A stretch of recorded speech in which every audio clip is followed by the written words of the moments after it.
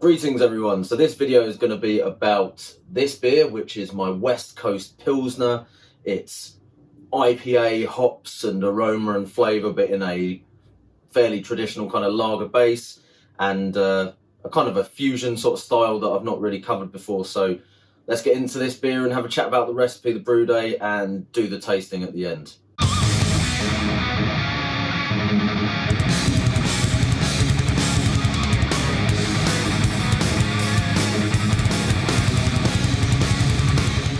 So I guess if you're going to put this beer into any kind of style, it would be a India Pale Lager or IPL, which a lot of people will be familiar with nowadays. So as I said at the start, basically just a lager with your kind of traditional IPA sort of hopping rates and American or New World hops in there.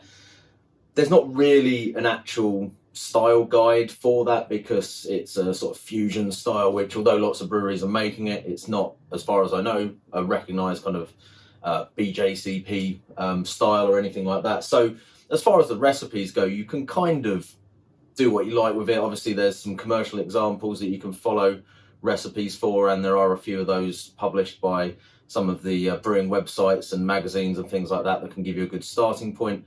But you can make it super hoppy, pretty much, you know, indistinguishable from IPAs or pale ales, American pale ales, or you can go a little bit more subtle. Whatever you want to do, really. There's not really too many rules to follow here, apart from obviously you're using sort of lager base recipe and brewing techniques, but changing up the hopping schedule. So what I wanted to do with this one was bring in some sort of West Coast style hopping, but also keep a little bit of that traditional lager hop schedule in there. So I used a combination of Saaz, which is obviously much more traditional for Pilsners, and I added into that some Talus, which is a relatively new American hop that I've not used very much, but I've really liked it in a few of the beers that I've tried it in so far, and some Ahtanum hops as well. So if you remember back to the IPA, West Coast IPA competition video that I did for the Free Hills competition, that was made with some Ahtanum cryo hops that they provided for the competition. I had a few of those left over, so I've mixed them up with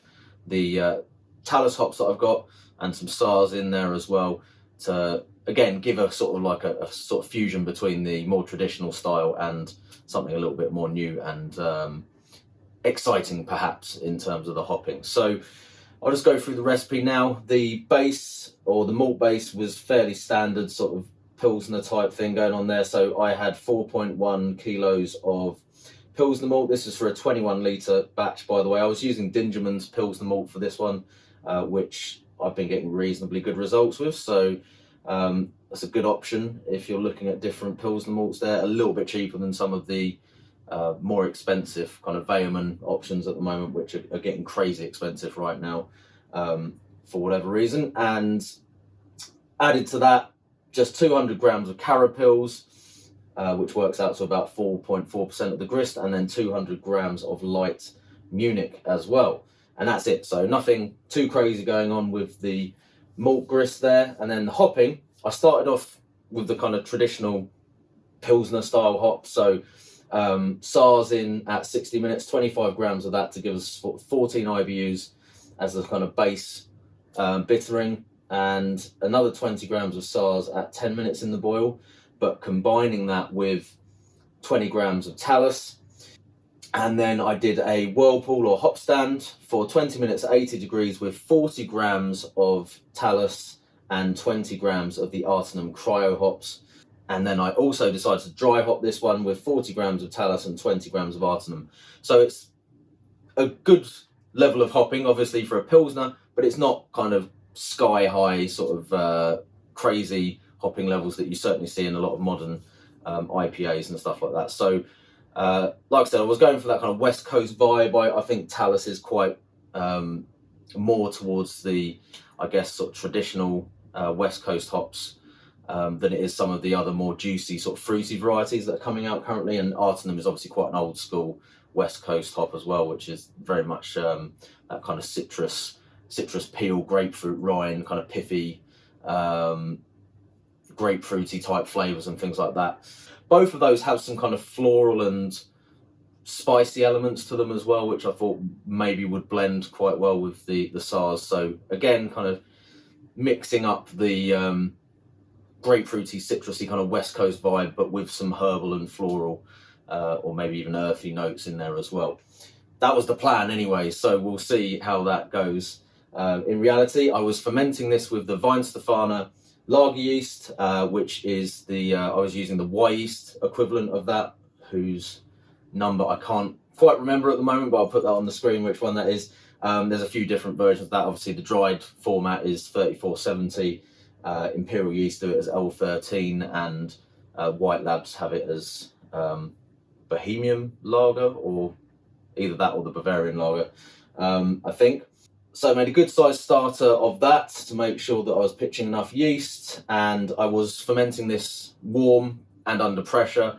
I've had fantastic results doing lagers that way, so I don't really see the need to do an extended cool fermentation with lager yeast if I've got the option to ferment under pressure, because for me, well, the results have spoken for themselves so far. There's a video on fermenting lagers warm and under pressure that goes into that in more detail if you want to check that out. I'll put the link up on the screen. Fairly soft water profile for this, so a little bit more sulfate in there than chloride, so a sort of 2-to-1 ratio, but only 66 ppm sulfate, about 30 ppm chloride, and about 47 of calcium. So still relatively soft compared to what I would do with a typical IPA or pale ale recipe. And that's about it as far as the recipe goes. Mashing at 65 degrees for that nice sort of dry kind of Pilsner finish. And this was, as I mentioned, 21 litre batch size, OG of 1048, predicted FG of 1011, which should work out to about 4.9%. IBU's relatively punchy at 40. I always like to do my Pilsners with a fairly decent whack of bittering in them, because I just think that's how Pilsners should taste. Basically, you should have a nice bit of a kick to them in terms of bitterness. But a lot of that number there is coming from the Whirlpool hops, and if you've been following my friend Andy's channel recently, where he's talked about whirlpooling hops, whether or not you get the full, benefit of the IBUs from those Whirlpool additions is questionable. The calculations we know are very guesstimate in nature, I think, really. So yeah, it says 40 on the software, but it's potentially in reality a bit less than that, I would think. So yeah, 40 IBUs, 4.9%. Let's crack on with some Brewday footage.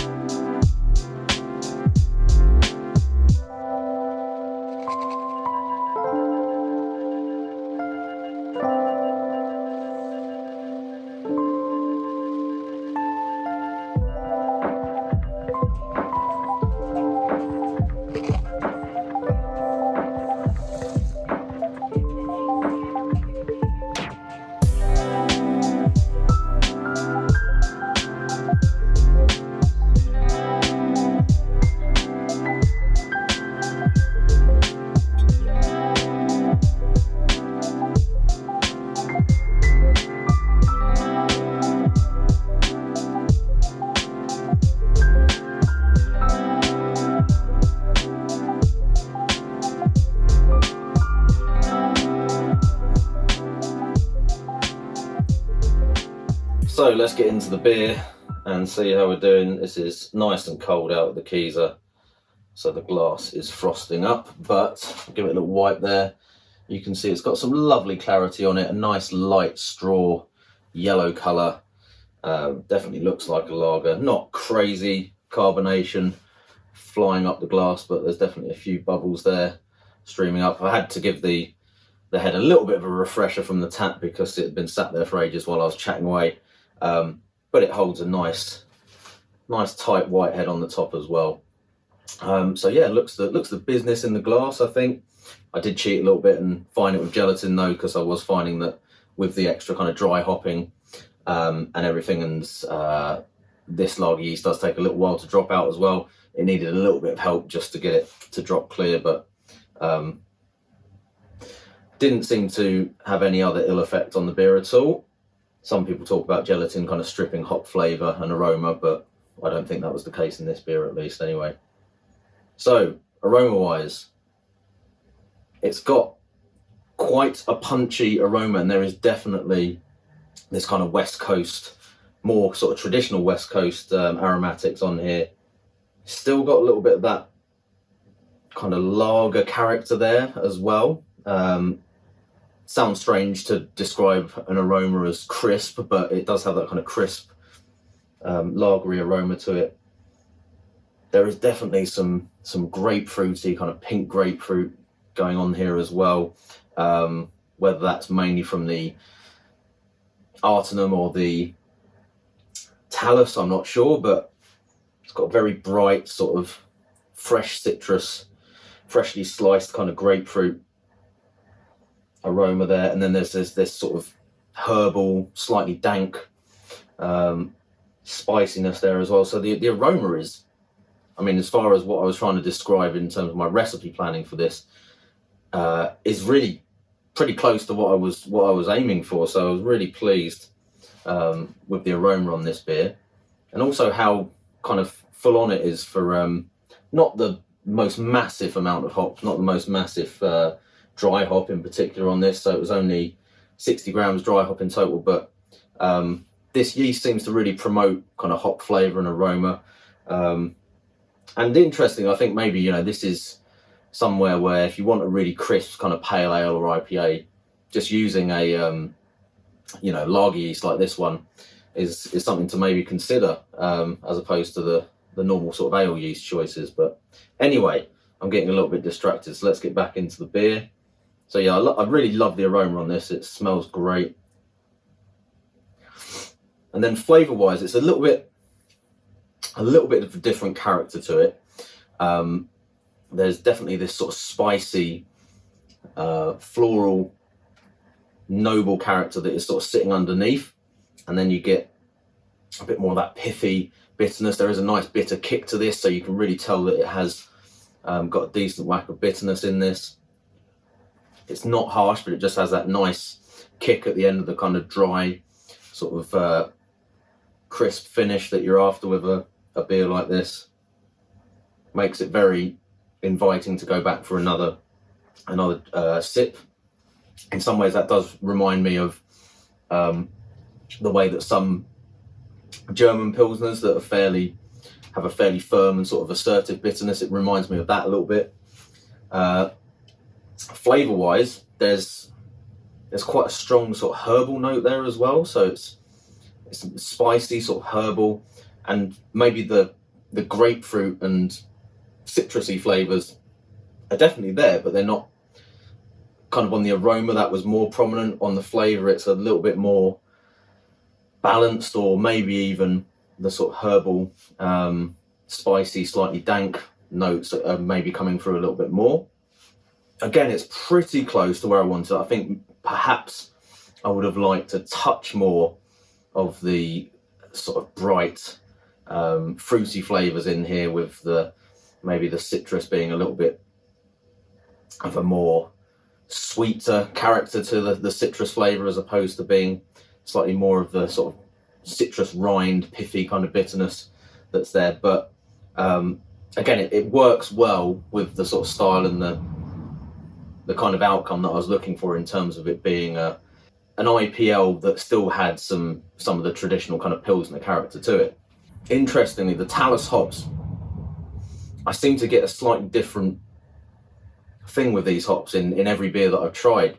So I think they change quite. I mean, obviously there's a lot of other hops going on in this, so you know it's difficult to ever kind of pick out what one individual element is doing. But I have noticed that the Talus hops seem to bring something slightly different to every beer that I've tried that they've been in. So depending on what they're paired with, I've had beers with Talus in that it's had a really prominent and bright kind of pink grapefruit thing going on. I've had others where it's intensely herbal and more kind of sage-like or woody flavours, earthy flavours as well. Some beers more like this one where it's sort of a balance between the two. Yeah, so quite an interesting hop, and it seems to be, the flavour profile of it seems to be quite different depending on either how it's used or perhaps because it's a fairly new hop. The flavour profile isn't necessarily that consistent across the harvest yet. I'm not sure. I might be talking out my arse at this point, but I mean, I've pretty much enjoyed it in all the beers that I had, but it does seem to have quite a lot of different characteristics that come up. So yeah, it's got really crisp, zesty kind of, does have that sort of West Coast bite to it, which is great. I think I'm really, really happy with that side of things. Maybe would have liked just a hint more of the sort of sweet, fruity, citrus juice kind of flavours in there. But kind of ticked most of the boxes for what I was aiming for. I would maybe tweak the hopping here a little bit or just try different hops in there. I think I would definitely still stick with keeping the Saaz in though, because I think it is good to have that sort of more traditional spicy noble hop base there, and Saaz can bring a little bit of citrus as well, so I think it's going to play well with a lot of particularly your kind of more traditional West Coast style hops as well. So I'd definitely keep that and maybe just try experimenting with different combinations of the American or New World hops to put over the top. So yeah, a decent base recipe. This is pretty close to what I wanted, maybe not quite exactly the flavour profile that I was aiming for, but it's damn close, and definitely one that I think I'll be using as a base recipe to experiment with in the future. So, and if you do try this out or anything similar, let me know. If you've brewed any similar sort of India Pale Lagers or West Coast Pilsners or whatever you want to call them, because again, it's not really a defined thing anyway. Let me know about those in the comments and tell me what hop combos or recipe techniques or ingredients that you used. So yeah, cheers. I'm the dude. So that's what you call me, you know? That or his dudeness or duder or, you know, El Duderino if you're not into the whole brevity thing.